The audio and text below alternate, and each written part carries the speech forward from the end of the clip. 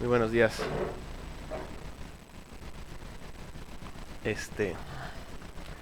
Bueno, quisiera empezar este mensaje eh, con una reflexión que estaba haciendo en estos días, que uno de los del mobiliario que se encontraba en el templo, en el tabernáculo, eh, era, era la fuente de bronce, que estaba completamente llena de puros espejos, para que pudieran limpiarse los mismos sacerdotes de su propia suciedad cuando habían hecho el sacrificio. Y esta fuente realmente bueno, equivale a la palabra de Dios, que nosotros tenemos que ser enfrentados todos los días para poder ser limpios cada uno de nosotros mismos, ¿no? Y el hecho de que nosotros podamos estar aquí parados de este lado no significa que estemos expuestos al mismo espejo que ustedes están expuestos, ¿no? Entonces algo que yo le pedí a Dios durante este tiempo era que pudiéramos ser todos reflejados delante de la palabra y podamos entender qué es lo que cada quien tenemos que arreglar en nuestro corazón delante de Dios.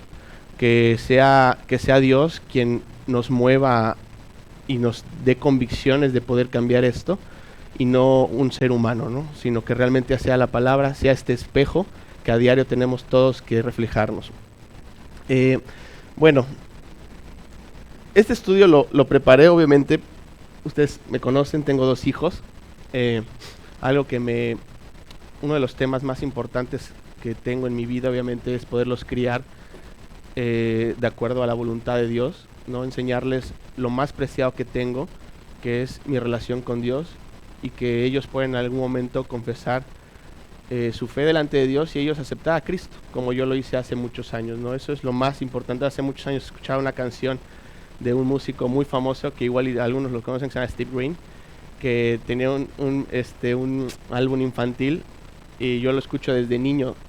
Y cuando nació mi primera hija, recuerdo haber escuchado una de esas canciones, y él decía que lo más importante para él realmente era que sus hijos aprendieran a amar a Dios con todo su corazón, ¿no? Y es un músico famoso, tiene muchos éxitos en su vida, tanto cristiana como profesional, y él dice que lo más importante para él es que sus hijos puedan amar a Dios como él ha aprendido a amarlo, ¿no? Entonces, este tema a mí me ocupa muchísimo porque tengo 2 hijos muy pequeños. Entonces, a diario me enfrenta poderlos educar de una manera correcta. No como diría Pablo, no pretendo haberlo alcanzado ya, no pretendo que ya esté en este camino correctamente educándolos como un ejemplo, sino estamos en esta carrera todos aprendiendo a cómo hacerlo. Y dentro de esto me he encontrado este estudio que ha movido mi corazón a cambiar muchas cosas en mi familia, y que pues quisiera compartirlas con ustedes, ¿no? Primero que nada, quisiera que entendiéramos que existe una guerra totalmente directa hacia la familia. Y no hablo solamente hacia la familia como institución, porque lo hay, sino a tu familia directamente, a mi familia.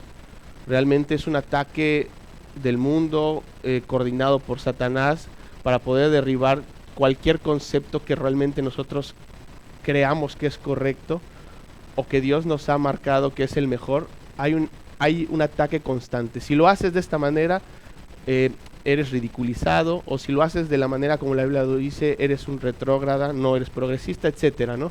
Entonces, este ataque es frontal hacia todos. Miren, les voy a mostrar. Ella es Gloria Steinem. A lo mejor algunos los ubiquen, yo la verdad no tanto. La estuve estudiando por este tema que me llamó mucho la atención. Pero les voy a decir más o menos quién es. Es una periodista y escritora estadounidense de origen judío, considerada un ícono del periodismo en su país, así como una activista de los derechos de la mujer, referente al movimiento feminista estadounidense a finales de los 60 y principios de los 70. Bueno, se me fue un 1. Su trabajo para en el trabajo para la Agencia Central de Inteligencia de Estados Unidos. Fue columnista en New York Magazine y una de las fundadoras de la revista feminista Liberal MS.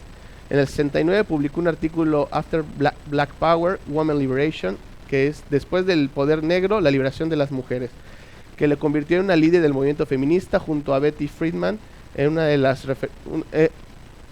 de las referentes de la llamada segunda ola del feminismo. Ella es un ícono para muchas personas que siguen este movimiento de que ella está buscando los derechos de la mujer, ¿no? Derechos para la liberación, para que sea como debe ser, justo, equitativo, como realmente lo marca. Ella es un ícono y ha sido durante años, y se congeló.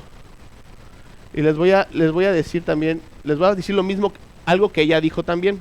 Todo este contexto se los digo de ella porque ella es un ícono para muchas mujeres, de que así debe ser la vida para una mujer hoy en día, ¿no? O qué es lo que debemos luchar. Les voy a decir lo que ella dijo en uno de sus artículos. El matrimonio ha existido para el beneficio de los hombres y es un control legalizado de las mujeres.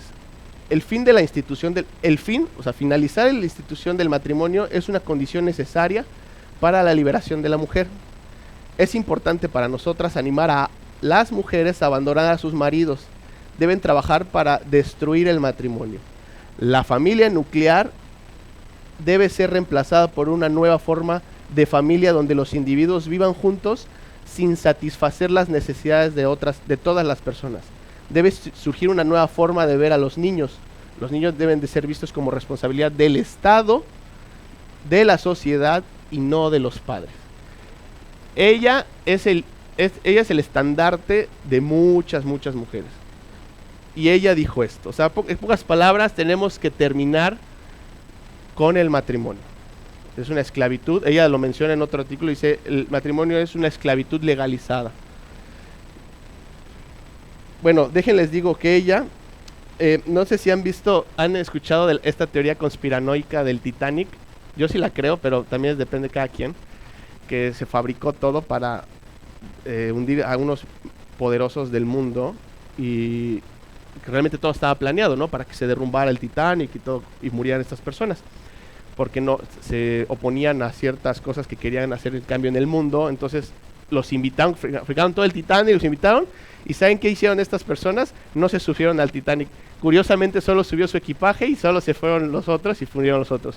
Bueno, eso es Gloria Steinem, porque nadie lo sabe, o bueno, pocos lo saben, pero ella a sus 66 años se casó, después de haber dicho todo esto del matrimonio.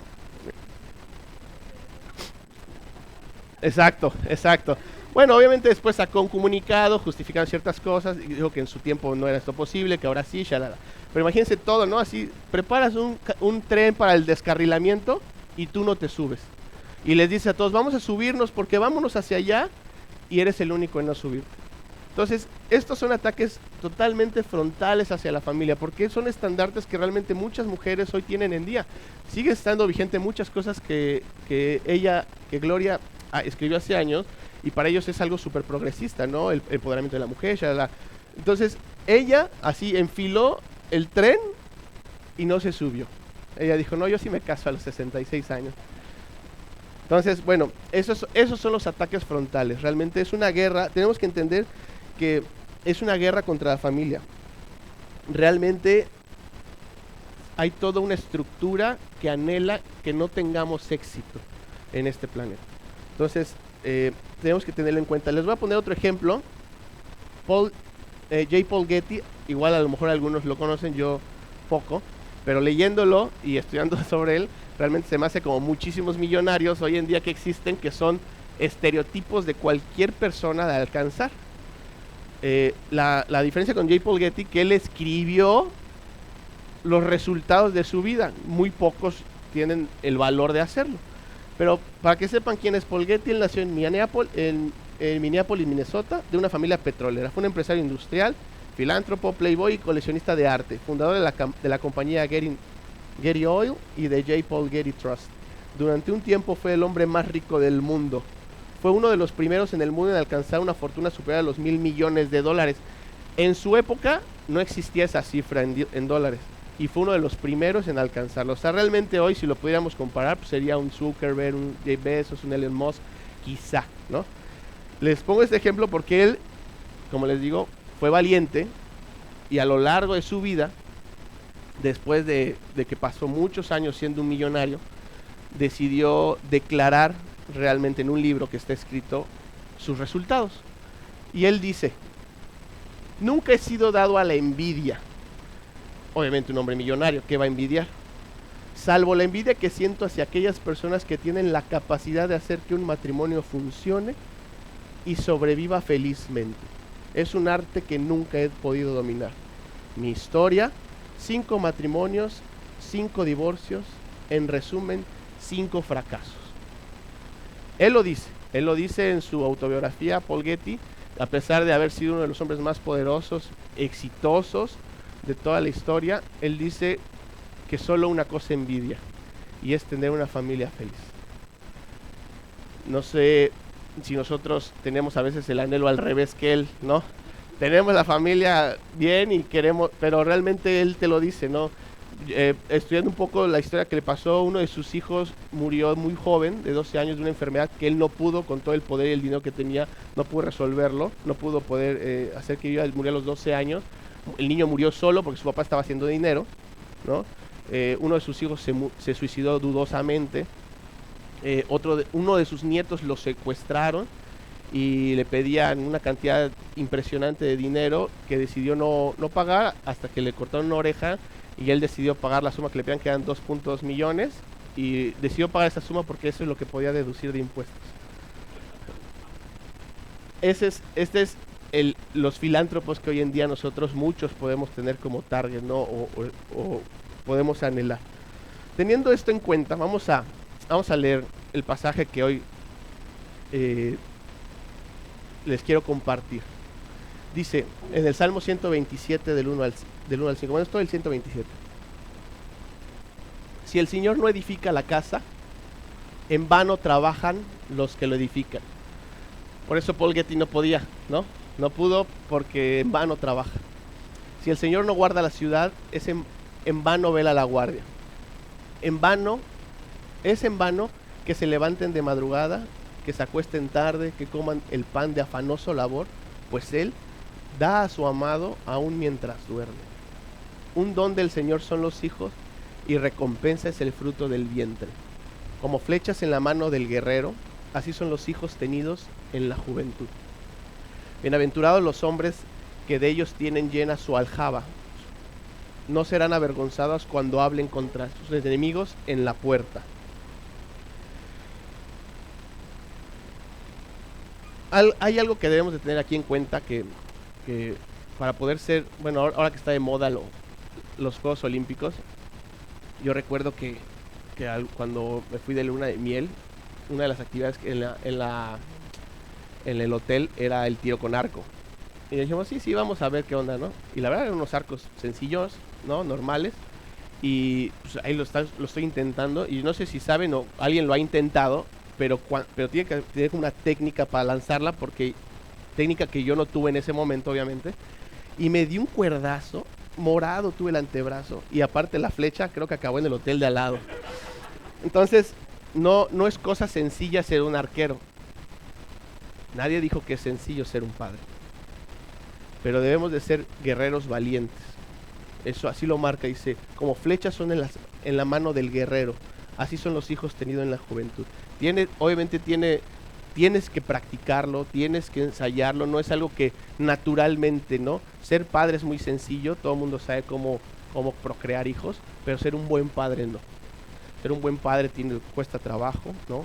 Tienes que llevarle tu vida a Dios, que Él te vaya guiando. O sea, no es lo mismo poder simplemente tener hijos y criar hijos correctamente. Hay que tener en cuenta que dice que los hijos son como flechas. Las flechas no siempre, las flechas antes, bueno, a día de hoy también se fabrican, ¿no? Pero se tienen que fabricar de cierta manera que la flecha sea efectiva. Tiene que ser filosa, tiene que ser recta, no, si tú tiras flechas chuecas, definitivamente no vas a dar en el objetivo. Vas a tirar una flecha, pero no vas a dar en el objetivo. Entonces, tenemos que entender que los hijos no nacen siendo flechas, sino hay que ir afilando y enderezando. Y el guerrero tiene que ir practicando. Quiero compartirles 3 cosas durante todo este estudio que se las escribí al principio en la sinopsis del estudio, para poder tener en cuenta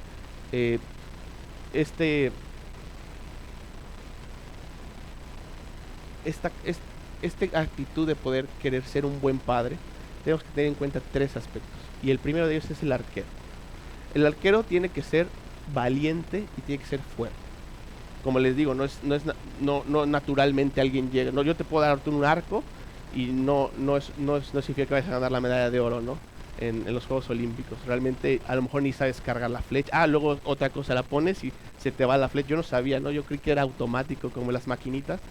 Pero pones la flecha y se te va. O sea, o sea, tienes que tener toda una habilidad que se tiene que ensayar y practicar para lograr esto.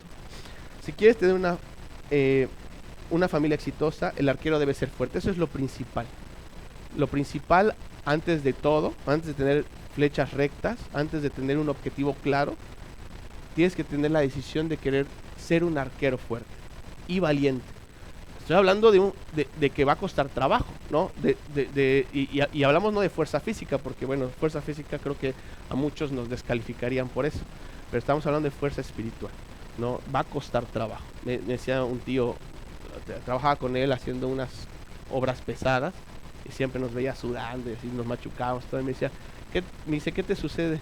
Digo, que está pesado. Me dice, es que cuesta trabajo, ¿verdad? Y así es, el trabajo cuesta trabajo y para eso tenemos que ser fuertes y valientes.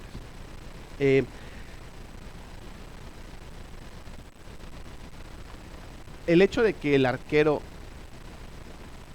sea valiente no significa que va a lo mejor a desarrollar bien el trabajo afilando su propia arma, ¿no? Tenemos que tener en cuenta que parte de esto tiene que ser, dice, como flechas en las manos del guerrero, así son los hijos tenidos en la juventud. Tenemos que ser fuertes y valientes. Un buen padre es alguien que tiene a su familia bajo la influencia de su propio amor hacia Dios. No delega esta responsabilidad a especialistas, ¿no?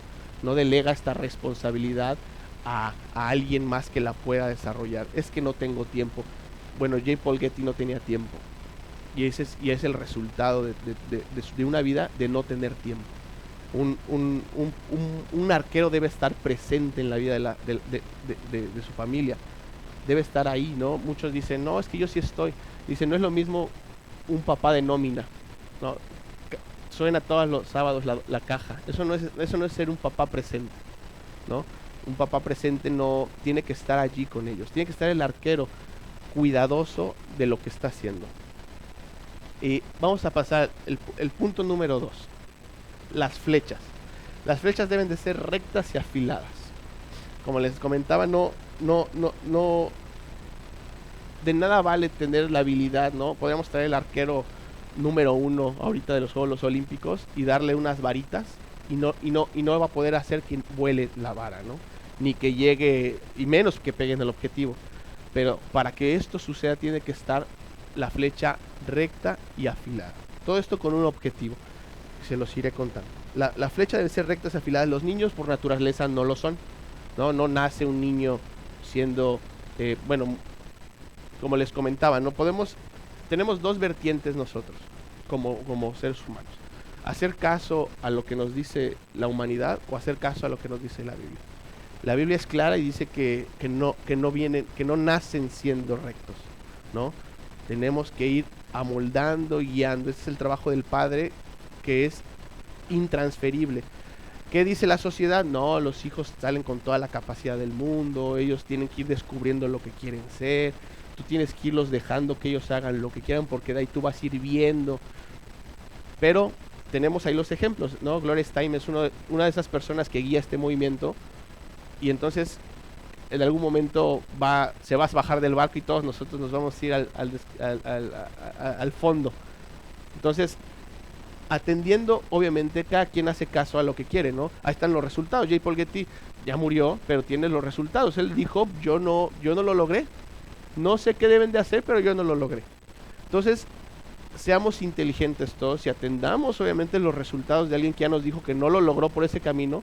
Optemos por el camino que la Biblia ha demostrado con resultados que es el verdadero camino. Y el verdadero camino es, los niños no nacen rectos, no nacen siendo afilados. No se puede disparar con precisión. No puedes, si tú tienes un objetivo para tus hijos, porque ese es otro. Ahorita vamos a llegar al tercer punto, que es el objetivo.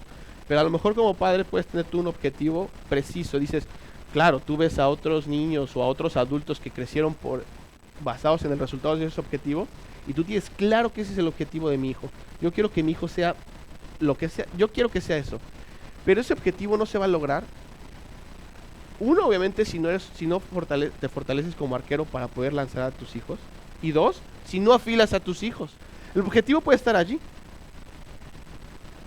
pero el objetivo solo se alcanza sacando filo y enderezando, teniendo tú ese valor y practicando para que cuando lances llegue a ese objetivo, porque los objetivos allí están. Luego no preguntes por qué no llegaste al objetivo, ¿no? O luego no preguntemos por qué no llegamos al objetivo, porque no hicimos lo que teníamos que hacer como padres.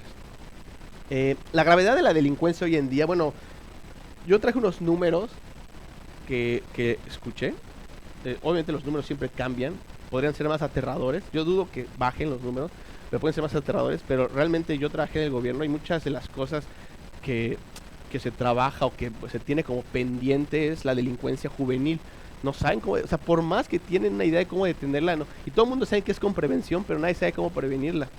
O sea, obviamente quieren empezar a frenarla ya con consecuencias, ¿no? Pues encarcelamiento, todas las consecuencias que se puede hacer, multas, shalala, pero realmente todo experto entiende que es previniendo, pero nadie sabe que es desde su casa, ¿no? O nadie quiere hacerlo, ¿no? El experto de la prevención de la delincuencia se sienta en una mesa con todos los expertos diciéndoles, hay que prevenirlo, y él no está en su casa con sus hijos.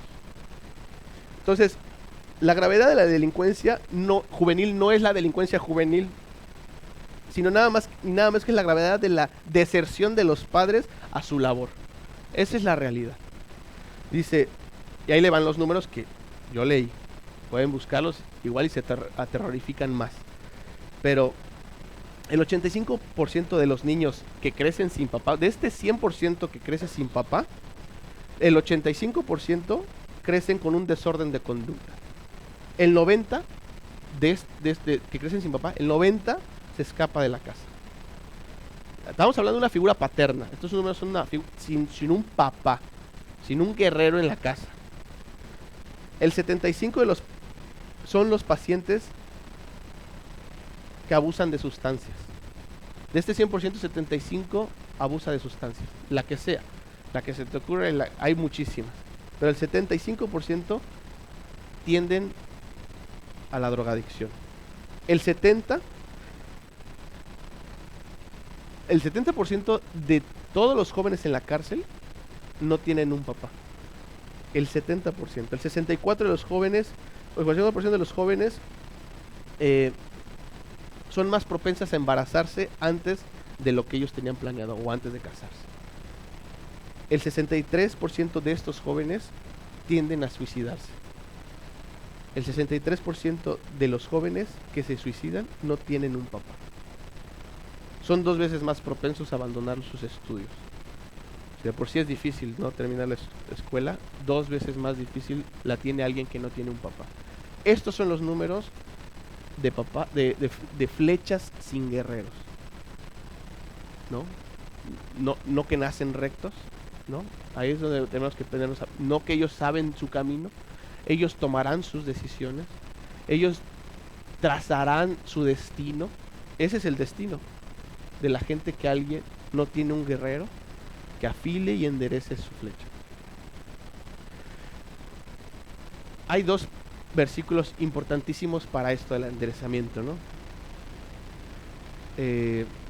Algo que para mí es un estandarte en mi familia, que dice en Efesios 6:4, y ustedes padres no provoquéis a ira a sus hijos, sino críenlos en la disciplina e instrucción del Señor. No provoquen a ira. Enderezar no significa, ¿no?, que exploten los hijos. También tienen un límite. Tenemos un límite como hijos. Colosenses 3:21, padres, no exasperen a sus hijos para que no se desalienten. ¿Nunca han visto un niño desalentado? Es una cosa muy triste. No sabe ya ni cómo hacerle para agradar.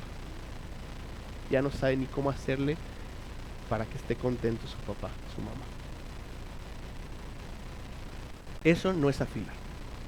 El reto de un hombre no se no es cuánto dinero puede acumular, sino el verdadero reto de un hombre, y voy a hablar por quizá la mayoría, tiene el anhelo de que sus hijos sean espiritualmente rectos y emocionalmente estables.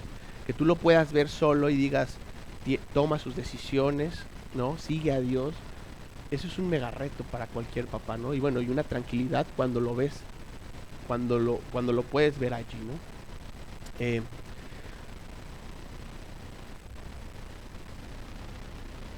Como en manos, como flechas en las manos del guerrero. Hay que recordar algo, definitivamente, como guerreros. Y eso, no sé si todos, mi esposa es testigo. Nosotros desde que nos embarazamos, yo tengo en cuenta algo. Y bueno, muchos dirían que soy quizá exagerado, pero yo tengo en cuenta que mi hija se vaya. Como guerreros, en algún momento tienes las flechas en tu aljaba, pero no van a estar siempre allí. Por eso es importante hacerlo cuando los tengas en tu aljaba, cuando estén en tu poder, porque las flechas no son para almacenarse. Imagínense una guerra de puros guerreros arqueros y nadie usa sus flechas. Ustedes saben cómo va a acabar esa guerra, ¿no? Nadie usó su flecha. La flecha es para usarse y para que no esté en tu mano. Decía un amigo que hay que trabajar para ser padres, para quedarnos sin trabajo, porque el objetivo de todos ellos es que se vayan de la casa y que puedan lograr amar a alguien más que a ti mismo como padre, porque les enseñaste eso. Entonces, las flechas, mientras estén en nuestra mano, va a tener un tiempo, tenemos que tenerlo en cuenta, va a tener un tiempo y hay que aprovechar ese tiempo, porque a lo mejor cuando ya no estén vas a decir, ¿qué hice de ese tiempo? ¿No? Y vas a querer ya, ¿no? Ya casado, ya tu hijo, ¿no? O tu hija ya casado con 2 hijos, vas a decir, ay, no hagas esto, ¿no? No, pues eso era antes. Ahorita ya qué, ¿no? Mi mamá lo sabe. ya les había comentado, muchos quieren ceder esta responsabilidad, ¿no? Y bueno, más hoy en día que hay expertos que se pronuncian expertos en la situación, ¿no? Cómo transformar, cómo educar, hay libros de esto, alguien me lo comentó, no he encontrado el título, ¿cómo se llama? El autor exacto, pero hay un autor que habla sobre la educación, que es pedagogo, habla sobre la educación de sus hijos, que es como un estandarte para muchos pedagogos y personas que quieren educar a sus hijos, y es como su estandarte este doctor, no recuerdo su nombre, pero este doctor, sus hijos, uno de ellos está mal en las drogas y el otro se suicidó, y es el estandarte, ¿no? Así se debe hacer. Entonces, estos expertos, no hay nadie más experto para criar a tu hijo que tú mismo. Es algo y es una responsabilidad que Dios nos dio como padres a todos, y Él va a ser suficiente si tenemos el anhelo de hacerlo bien, va a ser suficiente para que nosotros lo hagamos, no para dárselo la responsabilidad a alguien más. Los niños necesitan papás. No hay forma de que tú puedas pagar a alguien para que haga lo que Dios planeó que haga en la vida de ese joven o de esta muchacha. No hay manera de pagárselo a alguien. Ahora, ¿cómo moldear y afilar una flecha? Creo que son 8 puntos. Obviamente, les comento, esto es un estudio que a mí me movió a pulir y a mover ciertas cosas en mi familia. No son los 8 puntos de cómo criar hijos, no, o sea, la crianza de hijos yo creo que son las cosas más complejas que puede haber. Lo más acertado que cualquier hombre puede hacer es leer la Biblia y orar a Dios. No hay otra. No, yo llegué a esto leyendo la Biblia y orando a Dios, con un anhelo de querer afilar y enderezar mis flechas, ¿no? Entonces, no es la Biblia, lo que les comento, ¿no? Entonces, les voy a compartir estos 8 puntos de cómo podemos tener en cuenta en la palabra de Dios cómo moldear y afilar una flecha. En el número 1, comienza temprano. Este es importantísimo. Como se los dije, No siempre va a estar en el aljaba esta flecha. No siempre la vamos a tener en la mano para poderla estar enderezando y sacándole filo. Dice la Biblia en Proverbios 22:6, instruye al niño en el camino que debe andar y aun cuando sea viejo no se apartará. Hoy las personas o adultos que viven en el camino de Dios, en su mayoría jóvenes, digamos, que fueron criados por una familia cristiana, en su tiempo y en su debido momento se les mostró este camino. Y cuando somos viejos, no nos vamos a apartar de él. Hay que instruirlos desde temprano. Las ramas cuando son tiernas son flexibles, no son rígidas. La rama por naturaleza tiene toda la actitud de ser moldeada. No como las ramas viejas que nada más le das tantito y se truena, ¿no? No hay manera de moverlo. Yo me acuerdo, mi abuela, gracias a Dios, a sus muchos años, no sé, se convirtió. Y la verdad, pues tenía todavía muchas ideas extrañas, ¿no? Mi abuela, pero orábamos para que Dios nos diera como la tranquilidad de que había aceptado a Cristo, y la verdad es que nos regaló varias veces ciertas indicantes que ella había aceptado a Cristo, pero aún así tenía todos, o sea, como vieja rama, tenía, no, pues ya que vas a moldar eso, ¿no? Nos seguía persinando a todos, pero nos amaba, o sea, la verdad vimos una transformación en su vida, cañón, bueno, quienes la conocimos, pero tenía todos, imagínense, 80 y tantos años, ¿no? Ahí toda seca ya, que vas a molar, comparado con la rama, ¿no? Que también ya estaba ahí chuchurita mi abuela, pero cuando son jóvenes las ramas tienen toda esta actitud, ¿no? Un joven, normalmente un niño es muy humilde. ¿En qué aspecto se los digo? No pretende saber todo. Tú le dices esto es así y el niño dice esto es así. No te va a decir no. Yo leí en un artículo, te va a decir un niño. No. Suelen ser muy humildes. Por eso es importantísimo comenzar temprano. Preguntan todo. Ay, es que ya estoy harto que pregunten, responde. Si preguntan todo es para responderle todo. Y que Dios te dé toda la gracia para responderlo conforme a su edad. Pero si están preguntando, es para esperar respuestas. Porque ¿saben qué pasa si te hartas de las preguntas? Ella va a preguntar a otras personas. Y va a recibir respuestas de otros lados. Entonces no te hartes de que pregunte, sino responde. Y que Dios te dé toda la gracia y toda la gracia y toda la sabiduría para poder responder conforme a su edad en ese momento, pero responde todo. Tienen todo. Papá, ya nos vamos, ¿a dónde? Así, ya, no hay sorpresa para mi hija. No, pues vamos a la tienda, y luego ¿a dónde? No, pues no, y luego ¿a dónde? Así, hasta que la llevo otra vez a dormir a casa, y ni hemos salido de la casa. Pero tienes la duda, ¿qué le voy a decir? No estés preguntando tonterías. Es el tiempo de responder, porque va a llegar un momento donde tu universitario querrás que te pregunte y ni hola te va a decir. Hay un momento para eso. Comienza temprano. Su memoria es muy alta, tenemos que tener en cuenta esto, su memoria es muy alta. Un niño, bueno, leí que la capacidad de un niño a los 2 años puede aprender hasta 3 idiomas. Depende de la capacidad cognitiva y del lenguaje del niño, pero hasta 3 idiomas puede aprender un niño. La memoria es altísima. ¿Qué está memorizando tu hijo? ¿Qué está adquiriendo tu hijo en ese momento? Es algo impresionante. Por eso tenemos que comenzar muy temprano. Su factor de confianza es altísimo. Lo que tú le digas, eso hará. Ya después va a empezar a cuestionar y a tener ciertas dudas sobre lo que le dices, sobre lo que haces, pero lo que hagas en este momento hacia él, en una edad temprana, él lo va a confiar por totalidad. Por eso es importantísimo confiar temprano, marcar este camino por el cual debe andar, porque aun cuando fuere viejo, no se va a apartar de él. Número 2, sé creativo. Cuando estaba estudiando esto, la verdad es que me llamó mucho la atención, y tenemos que ser como padres muy creativos. Dice en Deuteronomios, le marcó al pueblo de Israel cómo debería de actuar hacia Dios, cuánto tenía que leer su palabra y atender las cosas del Señor.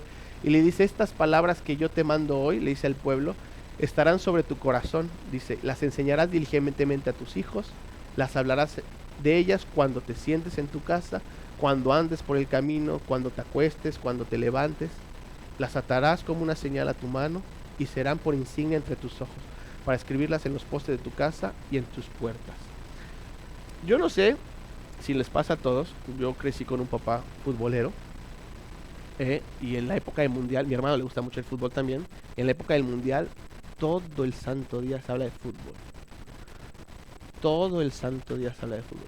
Es algo, bueno, a mí me encanta un poco, pero no a todos, ¿no? Y cuando son olimpiadas y les gusta el deporte, no, hombre, ya todos son expertos en kayak, todos son expertos en tiro con arco, ¿no? Todos son expertos en nado sincronizado y todo es las olimpiadas.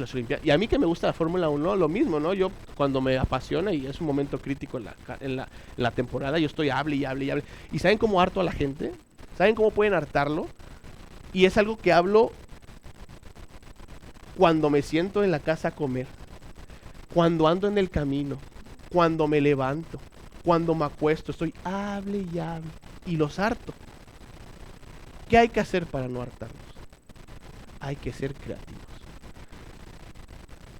La relación que podamos tener con el Señor tiene que ser algo auténtico, definitivamente, eso es primordial. No hay nada que con la garganta puedas forzarte, ¿no? No puedes forzar algo por la garganta que no va a salir, sino tiene que ser con tu vida. Pero para que en tu vida puedas lograr esto, hay que ser creativo. De mil maneras se pueden vivir para Dios, ¿no? Pues había un cocinero de la segunda o primera guerra mundial, ¿no? Antes no habían comunicaciones, todo era muy aburrido. Imagínense 4 meses encerrados en la cocina en un barco. Ya ni siquiera en el barco, en la cocina, ¿no? Porque se encargaban de cocinar con barco. Era algo Dios. Y el cuate decía, es que no encuentro la manera de poder servir a Dios. Entonces él después lo escribe y desarrolló la manera de poder hacer las mejores hamburguesas para el Señor. Entonces, definitivamente hay que ser creativos, que en todo lo que hagamos, lo hagamos teniendo en cuenta estas palabras que nos manda hoy. Cuando nos acostemos, cuando nos levantemos, cuando nos sentemos a la mesa, cuando caminemos, cuando nos acostemos, cuando juguemos, cuando trabajemos. Todo momento tienen que estar estas palabras. Y tenemos que ser creativos de que siempre, de una manera, tenemos que enseñarles a nuestros hijos estas palabras que no los harten. Leímos los primeros versículos al principio. No os exasperéis a vuestros hijos. Tenemos que ser creativos y tienen que verlo en nuestra vida. Tiene que ser auténtico, ¿no? O sea, ¿de qué sirve que nos esforcemos algo que realmente ni siquiera sentimos, ni siquiera queremos, que es una relación con Dios? Pero si así la anhelamos, hay que ser creativos. Todo lo que hagamos en nuestra vida tiene que ser para el Señor. Y de esa manera podrán irlo viendo en todo momento, cuando nos levantemos, cuando hagamos cualquier cosa. Tiene que llegar de una manera natural esta manera de vivir hacia Dios. De una manera natural no me refiero que sea automática, no, pero tiene que ser naturalmente tu vida la que le muestres a tus hijos. Número 3, hay que trabajar en su carácter. Estas varas, como les comentaba, pues no nacen teniendo las mejores actitudes muchas veces, ¿no? No son acomedidos, ¿no? Son envidiosos, suelen ser, ¿no? Nacemos con la naturaleza chueca todo el ser humano. Entonces, este carácter hay que trabajarlo. Dice la Biblia, instruye al niño en el camino que debe andar. Hay que forjar este carácter.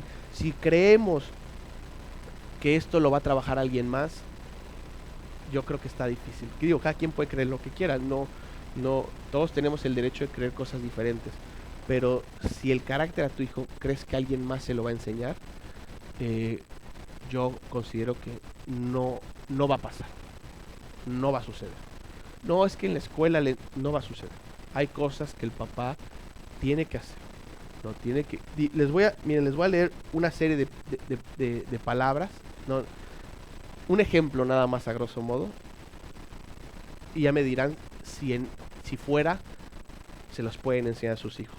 Porque ¿quién les va a enseñar valor, ¿no?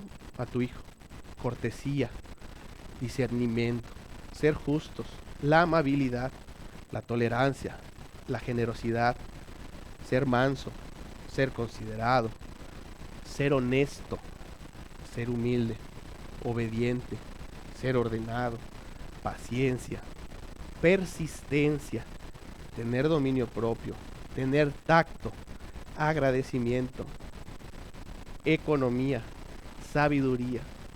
Todo esto de verdad creemos que alguien más se lo va a enseñar de una mejor manera que sus propios padres. Eso no va a pasar. Tenemos que trabajar en este carácter. Tenemos que, mi hija, hay una etapa, ¿no? Somos muy transparentes con nuestra hija en cuanto a muchas cosas, no le guardamos ningún secreto y hay cosas que nosotros no decimos por prudencia. Y cómo explicar, ¿no? Es un secreto, al final es algo que no decimos. Entonces, mi hija, bueno, hace como un año, ¿no? Le dijimos algo que por prudencia no podemos decir y ya hoy en día sí, gracias a Dios no lo ha dicho, pero anda ahí, ¿no? Y le decimos, ándale, dilo, porque ya sabemos que lo puede decir, lo dice, y ahora sale mi hija, lo dice, lo que no podemos decir, que le damos en ese momento chance que lo diga, y dice, pero no lo digas porque hay que ser prudentes. O sea, este tipo de cosas, ¿quién se las va a enseñar? Estos es parte de ir amoldando y enderezando y afilando esta flecha. La mayoría trabaja en sus aptitudes, ¿no? Académicas, físicas, ¿no? Ser un buen deportista, ser un buen profesionista. Pero ¿quién trabaja en su carácter? Yo tenía un amigo que me decía que cuando él conoció a su esposa, una de las cosas que su esposa, en ese momento la persona se dio cuenta, es que él siempre se acababa el plato de comida. Y que porque una vez de alguien escuchó, no sé si de su papá, ahí sí les miento, pero que de alguien escuchó que un hombre que se acaba siempre su comida es alguien que va a terminar las cosas. Entonces ella tenía como en cuenta, ¿no? Siempre tener este carácter de ver en un hombre que se acabara su comida, ¿no? Que no dejara, ¿no? Algo. Entonces, ¿quién le va a enseñar esto? No, el cuate es el que lanza 100 metros de bala. Olvídate, que deje la comida, ¿no? No, hace 100 metros en 9.2 segundos. No, olvídate, que no tienda su cama. ¿Eso qué? Entonces, este tipo de cosas nadie más se las va a enseñar que el papá a sus hijos, ¿no? Tener carácter, terminar lo que iniciaste, ser ordenado, ¿no? Un niño, obviamente, al principio veo a Ezra, que es más chiquito, ¿no? Ya tira así todos los juguetes, los despilfarra. Con Lea estamos ahí apenas viendo como que juegas, levantas, y es un trabajo, porque ella le dices vámonos, y en ese momento ya, ¿no? Que dejó ahí en donde sea las cosas. Pero Ezra es obviamente más chiquito, no nació siendo ordenado. No veo a Ezra diciendo, ya nos vamos, y recogiendo sus cosas, sí, ya voy. Es algo que uno tiene que hacerlo, ¿no? Y va a costar trabajo, va a ser persistencia de nosotros como padres también estarlo haciendo. No siempre obedecen y uno tiene que, yo me encuentro en el reto de repetirlo las veces que sean necesarias sin yo desesperarme, para poder ser consistente en esto.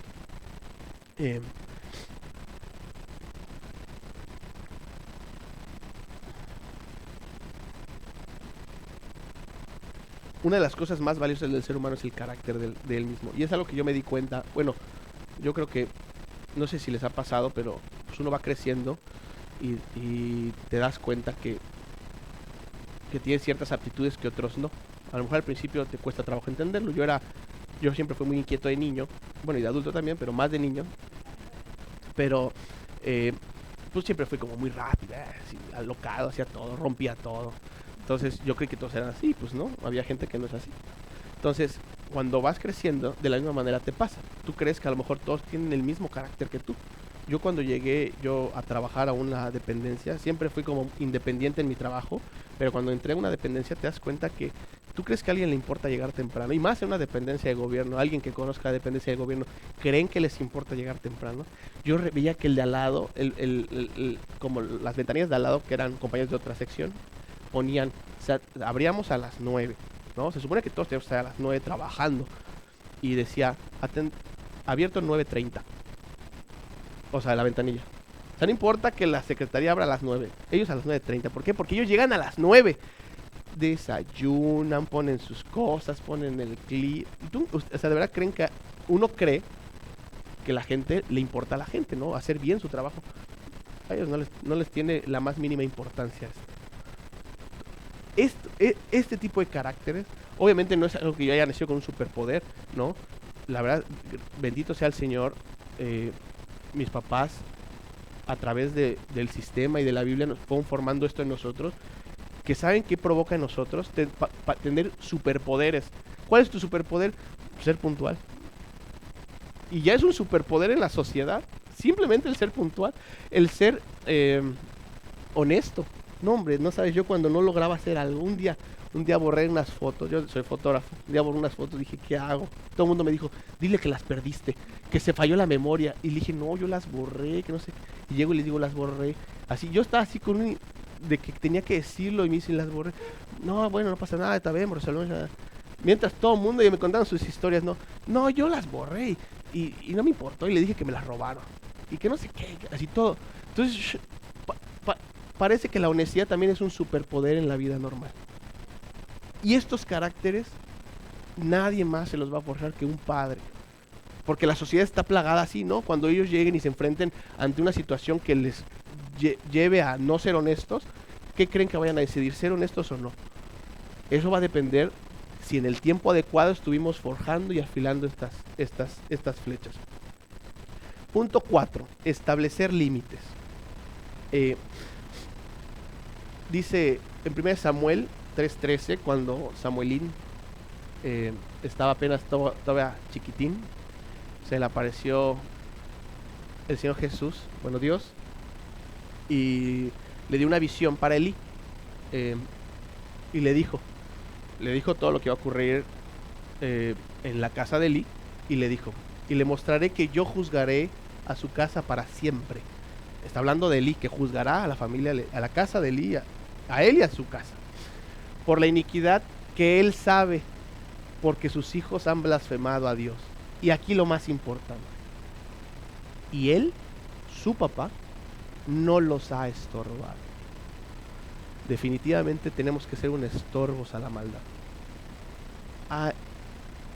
Hay que marcar, tenemos todos que marcar límites. ¿Qué límites? Que Dios te guíe. Cada quien tiene los suyos, ¿no? Yo soy una persona, por ejemplo, que yo tengo unos amigos que no pueden agarrar herramientas a sus hijos. A mí me gusta trabajar, mi hija desde niña usa el martillo, el taladro, yo les dejo que la agarren, ¿no? Pues, yo se los enseño, siempre y cuando que esté yo. Y el otro día mi hija le hace electrocuto, ya sabe qué es, ya aprendió, pero pues ¿qué más? Yo lo hago, ¿no? No pasa nada. Digo, y tengo el control, obviamente no es alta tensión, ¿no? Si no estaba en un amperaje bajo, pero sí sacudió, ya ahora ya no quiere tocar cables. Pero cada quien pone los límites. ¿No? Yo tengo unos límites establecidos, les digo, cada quien que los ponga en su casa. Y obviamente también límites, grandes límites. Bueno, eso yo considero que es lo correcto. Grandes límites, ¿no? Porque si no también el niño de 4 años va a venir así, ¿no? Con un libro, una enciclopedia, y le va a preguntar a otro niño, ¿qué es eso? Son los límites que mi papá me marcó. Página 3, inciso 4. La servilleta debe ser doblada hacia la izquierda y no hacia la derecha. No, o sea, no, eso es no exasperarnos, ¿no? Tenemos que tener límites claros, grandes, que no pasen, ¿no? Mis hijos no se bajan de la banqueta. Ya, obviamente son límites que en algún momento se los vas a ir entregando a ellos mismos, ¿no? Yo hoy en día me bajo de la banqueta sin pedirle permiso a mi mamá. No es algo que hago todavía, pero en su momento fue un límite. Entonces, hoy veníamos de camino hacia acá y hay una sección donde aplanaron una calle sota y no tiene rayas, ninguna raya. Yo venía solo, pues obviamente dije, esto es un carril para mí, ¿no? Pero ¿saben? Cuando hay muchos coches, ¿saben qué ocasiona eso? Inseguridad, desorden. No tener límites causa inseguridad, ¿no? Cuando en avenidas grandes esto ocurre, suele ser un caos. Y estamos hablando de un par de líneas, pero hay un caos porque no hay un límite que establezca puedes andar de aquí o de allá. Sí, cada quien puede hacer lo que se le antoje. Si de por sí no hace uno lo que se le antoje, imagínense ahora sin límite.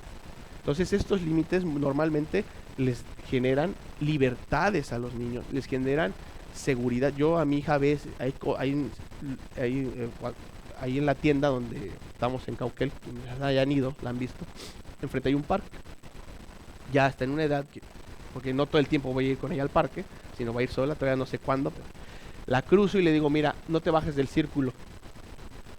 ¿Y saben cómo se divierte? O sea, bueno, porque sabe que puede correr de lado a lado, puede ir de un lado al otro sin bajarse del círculo. Claro que se ha bajado, conocen la consecuencia, pero el que yo le ponga ese límite genera que ella pueda jugar libremente en donde le dije. Porque si no, ella tiene que considerar cuál es el límite. ¿Y cuál es? Nadie sabe, ¿no? Dios nos pone límites a nosotros, ¿no? Porque si no, ¿cuál sería nuestro límite? Estaríamos ahí tentando, ya nos caímos, ¿no? No es como Mario Bros que vuelves a nacer allá atrás. No, ya te desbarrancaste. Un límite te da libertad, te dicen hasta aquí, bueno, entonces puedo jugar de aquí hacia allá. Es un límite, mucha gente dice, no, es que los está sofocando. No sé. Un límite causa libertad y la gente no lo entiende. La gente, repito, la gente como Gloria Steiner no lo entiende. ¿A quién les vamos a hacer caso? ¿A la Biblia que dice, Él no los estorbó, por eso lo voy a juzgar? ¿O a alguien que cree que saber cómo educar hijos?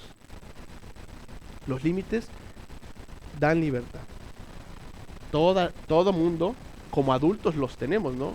Bueno, yo soy un poco rebelde en la manejada, pero hay límites. El rojo es rojo, ¿no? El verde es verde. Los 100 es 100, ¿no? A veces yo soy sincero, no me los paso, pero soy un límite. Y saben, y me ha pasado, o sea, de verdad, ¿saben qué pasa cuando me cachan? Y más a mí que yo tengo placas de afuera, la placa me la quito, tengo que ir por la placa hasta casa de la tostada, es horrible. ¿Qué pasó? Me salí del límite.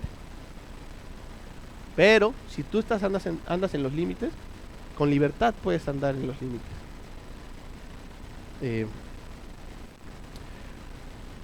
Da responsabilidades. Es una de las cosas que nosotros hemos descubierto en nuestros hijos, que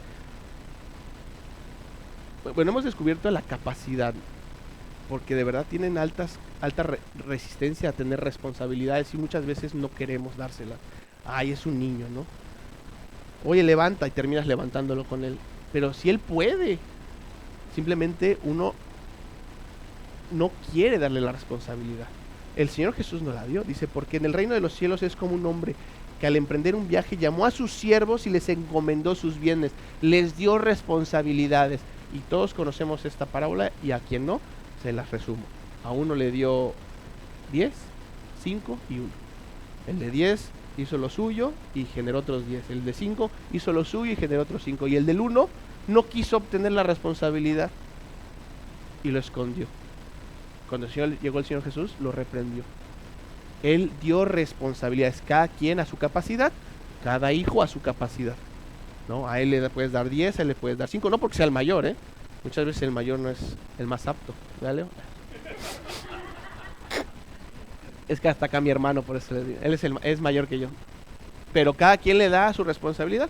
La onda es que cada quien con su talento, la responsabilidad que se le fue dada, haga lo suyo. De la misma manera con sus hijos. No, bueno, pues yo veo que obviamente Lea es más grande, pues ya le dije, ¿no? Tu responsabilidad es levantar esto. ¡Pum! No lo hace, pues consecuencia, la que sea, ¿no? Hoy tocó esta, aquella, luego esta. O sea, cada quien hace, pero Dios dio responsabilidades. Nosotros, nosotros no podemos porque está muy pequeño. No es hacerlo por ellos, es enseñarlos, ¿no? Enseñar a ser administrados. No podemos dar también recompensa. ¿Quién le va a enseñar administración a tus hijos, no? Punto 6. Que el hogar se llene de risas. Ese es un punto, creo, muy importante. Dice, el corazón del alegre hermosea el rostro. En Proverbios 15, 13 y 15. El corazón alegre hermosea el rostro, más por el poder del corazón, más por el dolor del corazón, el espíritu se abate. Todos los días del afligido son difíciles, mas el del corazón contento tiene un banquete continuo. De verdad que es muy difícil. A mí me tocó ver amigos en la infancia afligidos. Afligidos, de verdad que yo ni entendía en ese momento. Hoy puedo darme hoy puedo pensarlo y decir, bueno, creo que fue esto, pero no lo sé tampoco a ciencia cierta. Pero niños de mi edad, 8 años, 6 años, 9 años, afligidos, porque no logran llenar el zapato o las expectativas del papá. Y entonces en su casa se vuelve un lugar donde, en lugar de ser un refugio, es una competencia durísima, ¿no? Entonces a veces ni quieren llegar a casa porque y tengo que hacer, y los pobres niños son así afligidos. A veces para mí es muy difícil llenar mi casa de risas. Ustedes creen que soy muy simpático, pero pues también me canso, ¿no? También tengo días difíciles, también tengo problemas económicos, también tengo problemas que me hacen llegar a mi casa y ver que no lo está, que Lea no está bien, ¿no? Pero esto es un reto grandísimo, que la casa se llene de risas. Dice un amigo que mencionaba estos puntos, decía, la casa debe ser un lugar donde el niño quiera invitar a sus amigos a ir. Y sí me pasó. No, a mi casa no. Decían unos, ¿no? Mi papá antes antes de convertirse, ¿no? A veces era complicado. Y no, porque mi papá está en la casa. Dios transformó su vida y después la casa se llenó de todos nuestros amigos, pero antes de que él se convirtiera era como, uy, no, ya llegó mi papá. No. Vamos a otro lado a hacer la reunión, o vamos a otro lado a jugar. El hogar se tiene que llenar de risas. Tiene que ser, por más cansado que uno esté, ¿no? Trabajo, porque obviamente, pues yo no soy yo no digo que soy el que más trabajo, pero a mi parecer, no, hombre, yo como me canso, no sé ustedes. Y llegar a su casa y luego hacer, y tus hijos, y esto. Luego yo llego, normalmente yo tengo ciertos trabajos que me cansan más que otros, pero luego a veces yo llego así de uno súper cansado, llego temprano, lo primero que llego es vamos a algún lado, porque yo no pienso en que estoy cansado porque lo estoy, sino pienso en que mis hijos estuvieron todo el día en la casa y que tienen que salir a hacer algo. Y llego y ¿a dónde vamos a ir? Vamos a algún lado, ¿no? A donde sea que la lleves está feliz. Y ahí voy yo cansado, me medio baño, a veces hasta rosado de que estuve en el sol, todo soleado, y vámonos. Ese es un reto. Obviamente yo quisiera acostarme, hay veces que sí me ha tumbado, ¿no? Que he llegado muy tumbado, pero tiene que ser un reto que tus hijos quieran llevar a sus amigos a su casa. La risa es como el sol, ¿no? Tiene que alumbrar, tiene que ser cálida, tiene que llenarse tu casa de esto. Y tu casa me refiero a tu núcleo, donde se encuentren, no un edificio, a donde se encuentren todos. Que vean a Dios real trabajando en nuestra vida como padres. Job creyó saberlas de todas. No tiene dinero de todas maneras. Job creyó saberlas de todas, y de repente se dio cuenta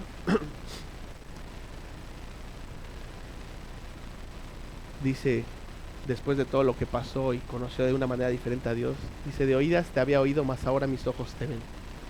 Tenemos, como guerreros, como padres, tenemos que tener nuestra vida plenamente en una necesidad constante de Dios. Y eso ellos lo van a ver. No lo que salga de nuestra garganta. No lo que salga de aquí, ¿no? Los papás tenemos la capacidad de neutralizar hasta el sermón más poderoso. Podemos traerlos aquí a que escuchen la palabra de Dios, ¿no? Y salir y de todas maneras hacer otra cosa, vivir de diferente manera. Tenemos la capacidad de neutralizar hasta el sermón de Dios. Esa es la verdad. Tenemos que, como padres, dejar que Dios brille en nuestras vidas. Y eso ellos lo van a ver. Te ven orar. Me lo pregunto a mí, mis hijos me ven orar, me ven leer, me ven ser congruente. Y déjense allá, o sea, fuera de que pueda estar yo aquí, gracias a Dios, con su gracia, aquí sentado diciéndoles esto, sino mi vida normal que yo comparto con las otras personas, soy congruente en mi casa junto con ellos. Eso lo ven mis hijos. Ellos son unos excelentes admiradores y observadores de nuestra vida. La casa es el laboratorio donde realmente ellos ven lo que Dios hace en tu vida. Y ahí es donde nosotros tenemos que dejar que ellos lo vean, que conozcamos a Dios realmente, no de oídas, sino realmente podamos ver a Dios. 8. Cúbrelos en oración constante. Si hay algo que yo puedo agradecerle hoy en día a mi mamá, es que nunca dejó de orar por mí. De verdad, si hoy pueden ver a mis hermanos y a mí con ciertas bendiciones que podemos tener, es porque sus oraciones no cesaron. Aún fueran las situaciones más oscuras en nuestras vidas, no cesaron. Y saben que nosotros no podíamos no oírla, pero no podíamos evitar que orara por nosotros. No se podía, dice Efesios: no ceso de dar gracias por ustedes, mencionándolos en mis oraciones. Pido que el Dios de nuestro Señor Jesucristo, el Padre de gloria, les dé espíritu de sabiduría y de revelación en un mejor conocimiento de Él. En oración. Tenemos que orar por nuestros hijos. Es un reto que yo tengo también a diario. No crean que yo la tengo fácil, no, que amanezco queriendo orar por ellos a veces. No, pues amanezco con sueño, no, amanezco con hambre. Realmente también, no, amanezco al 10 para la 1 para irme, así como todos ustedes también, ¿no? Y tenemos que orar por ellos, porque ellos no van a poder evitar esas oraciones, y tenemos que orar con objetivo, ¿no? Tenemos que hacerlo. El punto número 3. Ya saltamos cómo afilar flechas, algunos consejos. Hay que tener, el objetivo debe ser muy claro, muy claro. No tengo mayor, dicen en 3 de Juan 1:4, no tengo mayor gozo que oír que mis hijos anden en la verdad. Estas flechas necesitan un objetivo, y cada padre tendrá su decisión de qué objetivo quiere para sus hijos, pero debe ser claro. Como las flechas en las manos del guerrero, así son los hijos tenidos en juventud. Bienaventurado el hombre que de ellos tiene llena su aljaba, porque no será avergonzado cuando hable con los enemigos. ¿Saben algo yo que me di cuenta? Cuando yo me fui creciendo y teniendo ciertas convicciones propias hacia Dios y buscaba a Dios, que eso le abría puertas a mis papás, porque éramos hijos diferentes a los hijos que ellos conocen. Entonces, ya ver, ellos siempre han tenido como esta, yo diría fastidio, pero no, realmente es mucho amor, que dicen: oh, vamos a ver a no sé quién, porque mis papás quieren a veces que nos conozcan, porque somos esas flechas que van a poder presentar al enemigo y decirles: todo lo que ustedes me dijeron y creyeron que era correcto para sus hijos, miren, yo hice como Dios lo dijo. Esas van a ser las flechas para poder atacar hacia el enemigo, con ese objetivo. Porque hoy en día luchamos contra personas como Gloria Steinem. ¿Y qué es lo que va a determinar y va a atacar al enemigo? Estas flechas, que fueron forjadas de una manera diferente, que fueron afiladas tal como no dijo ella. Y cuando crezcamos y cuando crezcan nuestros hijos y cuando den en el objetivo, al enemigo le va a doler. Cuando den en el objetivo, recordemos que hay ese enemigo. ¿Quién va a actuar contra ellos? Nuestros hijos. Muchas veces tenemos el anhelo de ocultarlos del enemigo, pero realmente hay que prepararlos para él. No voy a estar ahí todo el día. Yo no le hablo a mi mamá. Bueno, sí le hablo para saludarla, pero no le hablo para que venga a defenderme. Bueno, ya no lo hago. Si damos en el blanco con nuestros hijos, serán esas flechas que derribarán cualquier argumento progresista. El hijo debe ser responsabilidad del gobierno. Bueno, el mío no es responsabilidad del gobierno. ¿Dónde está el que fue responsabilidad del gobierno? Muéstrame tu hijo que fue responsabilidad del gobierno, que lo crió el gobierno y la sociedad. Y yo te muestro el mío que no fue así. El enemigo será derribado con estas flechas. Tenemos que tener ese arsenal. Por eso dice que son como el aljaba. Hay que tenerlas allí. No hay mayor gozo que ver que nuestros hijos anden en la verdad. Yo tengo metas para mí, pero tengo deseos para ellos, porque mis propias metas no son las de mis hijos. Yo tengo anhelos grandemente para ellos. No puedo imponerle mis metas, yo puedo tener grandes anhelos para ellos. Y hacia esos objetivos hay que ir apuntando. Como flechas en la mano del guerrero, así son los hijos tenidos en la juventud. Los arqueros tenemos que ser fuertes y valientes, las flechas rectas y afiladas, y el objetivo tiene que ser claro, muy claro. No hay otra. Quisiera yo que todos tomemos, yo quisiera, porque obviamente yo quiero, que tomemos esta resolución en nuestra vida como padres. Muchos tenemos hijos pequeños, otros tenemos ya grandes y otros ya muy grandes, ¿verdad, Mirna? Pero mientras estén en el aljaba hay que tener en cuenta esto. Pidámosle a Dios, todos los que tengamos este anhelo, que haga en nosotros hombres espiritualmente fuertes. Espiritualmente fuertes. Hay que meternos al gym de la Biblia. La verdad. Hay que ponernos a trabajar para dar forma y afilar. Recuerden, no es natural, ¿no? Todo mundo se despierta cansado.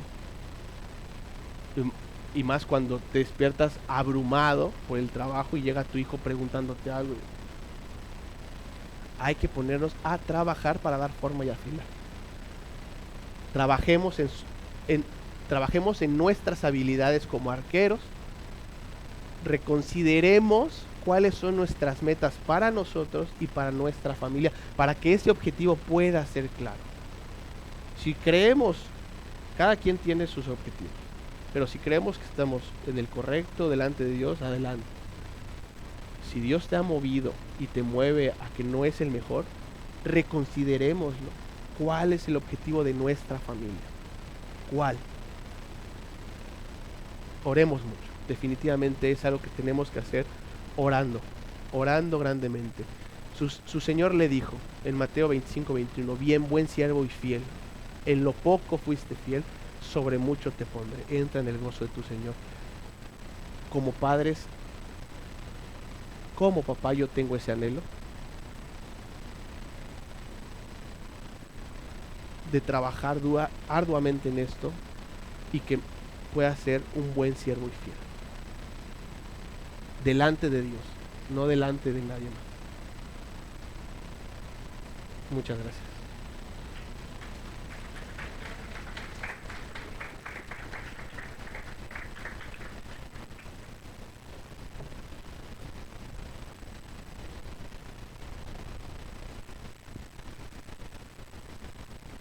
Gracias, Oscar. Definitivamente una enseñanza maravillosa. Creo que yo creo a tiempo, siempre, ¿no? Dios no se equivoca. Maravillosa enseñanza, gracias a Dios. Vamos a darle gracias a Dios. Voy a tomar una fotito, sonrían a la cámara. Luego no me acuerdo quiénes son y así oro por cada uno. Bien, vamos a darle gracias a Dios por este precioso mensaje. Vamos a orar. Señor maravilloso, gracias por tu amor y por habernos permitido escuchar este mensaje. Gracias por tu guía preciosa hacia Oscar, Dios. Tú síguelo guiando en este maravilloso ministerio, Dios, de ser papá, de ser una verdadera lumbrera en su hogar y en muchas vidas, en el trabajo y pues donde estás, Señor, siempre, en todo momento. Guíalo, Dios, y bendice profundamente su vida y a la de su familia, Señor. Gracias por esta enseñanza. Permítenos a cada uno de nosotros, Dios, tomar este tesoro que hemos escuchado y ponerlo en práctica en nuestra propia vida y sobre todo considerar estos aspectos tan importantes, tan indispensables, tan necesarios, Dios. Gracias.